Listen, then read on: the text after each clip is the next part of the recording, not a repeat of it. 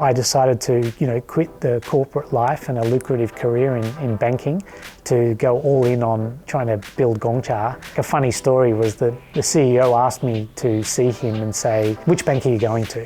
I went, "Actually, I'm not going to a bank." "So what are you doing?" "I'm off to do bubble tea." And he thought I was absolutely insane. Yeah, that's where it all started.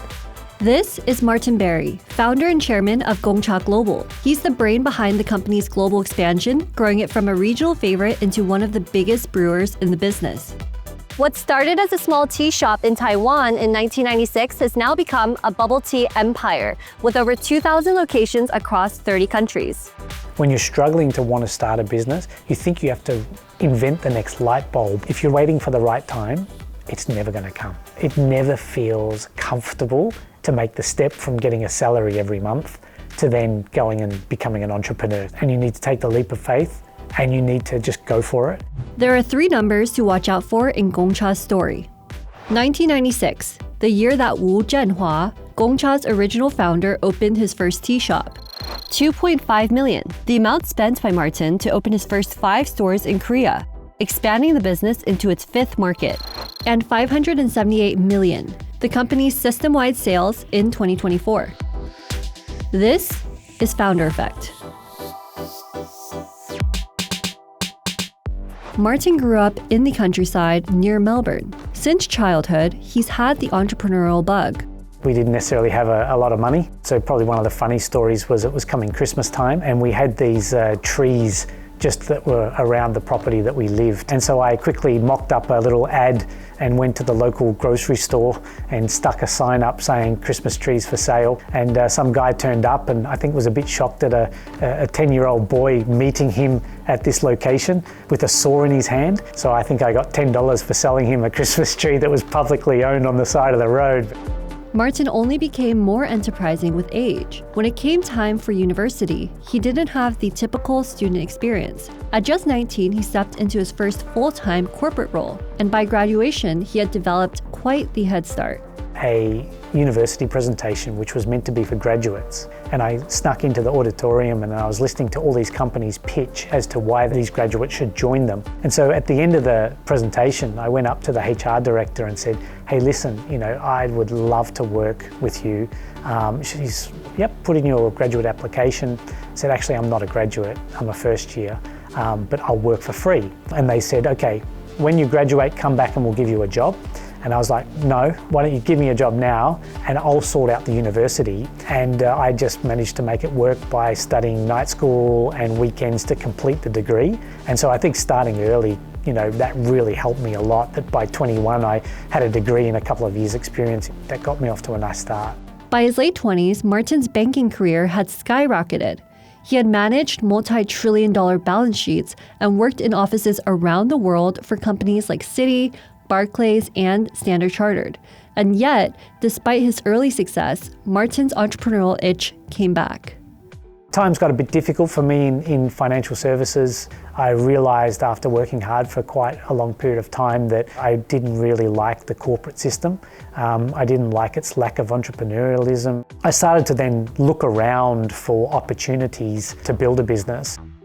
Martin experimented with a few business ideas, but it was in January 2011, here at Singapore's Vivo City Shopping Center, that he discovered the next chapter of his life. One day we were living in Singapore and I was going for a haircut. I passed past this store and there's this huge queue of people. And I was like, this looks interesting. What is this? Gong Cha. Well, I wonder what Gong Cha is. So I decided to join the queue. Tick number 1 was, okay, this queue's moving quite quickly. So velocity and turnover, tick. 2, I get through the queue and I was quite surprised to see that actually the store is quite small. So tick number 2 was from a capital expenditure perspective. This mustn't require a lot of money to actually build one. And I start seeing what they're making. I thought, okay, water plus tea leaves and some ice, from a unit economic standpoint, tick, this must be quite popular and quite profitable. So then I eventually get to the front of the queue. I ask them for what their best selling drinks are, see there's only 2 people working in the store. And I was just completely blown away by the business model. I just thought from a financial engineering standpoint, it was incredible. From there, Martin dove into due diligence and visited several other Gong Cha stores to sample their drinks and observe foot traffic. he brought the idea to his wife, who ultimately became the co-founder of Gong Cha Korea. I went back to my wife and said, "Are you familiar with this brand?" She said, yeah, I drink it now and again. I was like, "Do you think this would work in Korea?" She said, "Actually, you know what? I think it could." I went and obviously sampled all the other brands that existed, which largely all came from Taiwan. So I had a huge amount of conviction that Gong Cha was the best tasting and had the best ingredients. In June 2011, Martin flew out to Taiwan where he met Gong Cha's original founder and landed the master franchise rights. At the time, Gong Cha was just in 4 markets: Taiwan, Singapore, Hong Kong, and the Philippines. Martin expanded the bubble tea business into its 5th, South Korea. By April 2012, Martin and his wife opened their first Gong Cha store in Hongdae, Korea. And within a few months, they opened 4 other locations across Korea, using a total of about $2.5 million in life savings that the couple had amassed through their banking careers. It was quite terrifying, to be honest. We opened the first store, and if you build it, they will come, does not apply. So my strategy was, I'm going to put a Gong Cha, the first 5 stores, next to Starbucks. And if I can get 1 in 100 people that are going into Starbucks to come and try a Gong Cha, then I've got a business. Thankfully, social media was just starting to sort of kick off then. So people would post it on Facebook, post it on Instagram. Come 3 months into it, we were getting queues on a weekend that sometimes were like 250 people deep. And it was just manic. Then ironically, I was working behind the counter of one of the stores, and I said to my wife, I said, "Why is there 2 older guys in suits sitting in the front of our store? That's not our demographic." Eventually they came up and introduced themselves, and they were representing one of the top 3 department stores in Korea. And next thing you know, they offered us like 30 locations. In June 2012, Martin signed a deal with Hyundai, which allowed him to open Gong Cha locations within their department stores across Korea. This deal was Martin's first big break in expanding the business. It was literally just over 12 months from launching, once we'd got to 50 stores. So we decided to open up franchising, and that's when the business just absolutely boomed. At one point, we almost became more like a property real estate company, helping people find great locations and helping them develop the stores. So literally from first store to 3 years later, we had 300 stores. As the business scaled, investors came knocking. In 2014, private equity firm UCK Partners acquired a controlling stake in Gong Cha Korea. Then, in 2017, in partnership with UCK Partners, Martin led a reverse acquisition and acquired Royalty Taiwan, the owner of Gong Cha. So all of a sudden, it's starting to take off in different markets, which then just fueled the fire for people from the US and all over the world saying, we want to take Gong Cha to our market. So then, we went through a very rapid period of expansion in terms of opening up all new territories, starting to go to the US, starting to go to Mexico, and that's when we started to go from being sort of a regional Asian brand to starting to truly break out with the potential to become a global brand. Today, there are over 2,000 Gong Cha stores across 30 countries globally. In 2024, the business brought in over $570 million in system-wide sales. Helping drive that growth is Paul Rainish, Global CEO of Gong Cha Global, a franchise veteran with almost 30 years of experience at brands like Subway and Burger King. Paul first met Martin in an unexpected way. The irony behind how we actually met each other was that I got back involved in sort of running the business again for a period of time. And I was recruiting the CEO of Asia, and you happened to be a referee for that person. Yeah, I know Danny well. Yeah. So that's how we first met each other, wasn't it? I was just fascinated by the business model.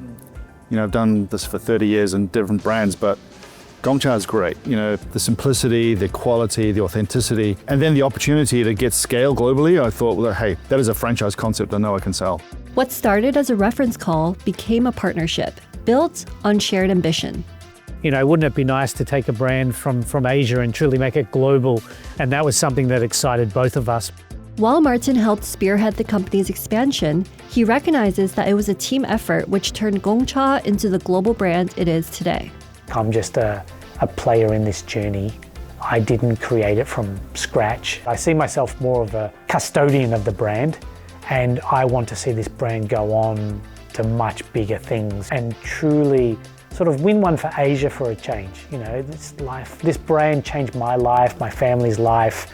I have a duty to help it realize its full potential, and we're sort of just custodians in the journey of that. In 2019, private equity firm TA Associates acquired a majority stake in Gong Cha Global. Martin remains involved as co-founder, chairman, and a shareholder today.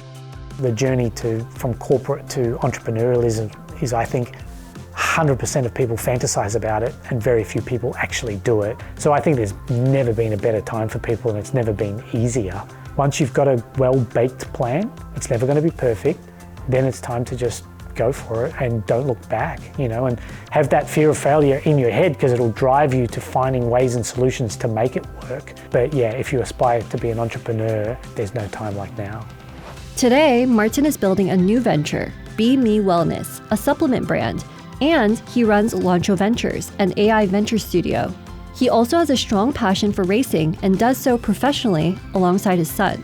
I think, fortunately for me, you know, I've built my life into a position where I'm in control of a lot of things, but I don't think that's healthy. So I love having something that still scares me. I love being able to challenge myself. So chasing 20-year-olds around a circuit keeps you young, keeps you focused, makes you work hard. You know, my son who's 16 has been racing in F4, and so it's a passion we share. My dream is that he and I will race at Le Mans 24-hour together one day if I don't get too old, because there's nothing better than getting in a car, no phone, no distractions. I just got to focus, and so I find it quite therapeutic as a result.